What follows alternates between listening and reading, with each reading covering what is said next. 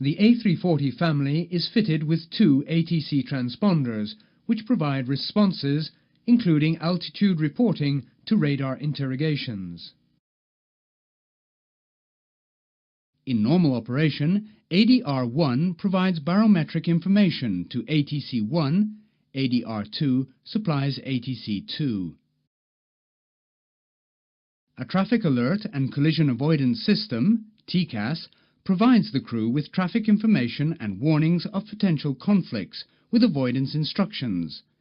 TCAS only detects and indicates other traffic equipped with a transponder.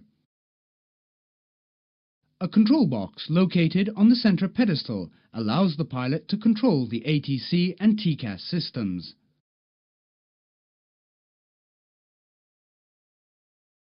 The main part is dedicated to the transponder controls, while the right bottom part is used for the TCAS controls.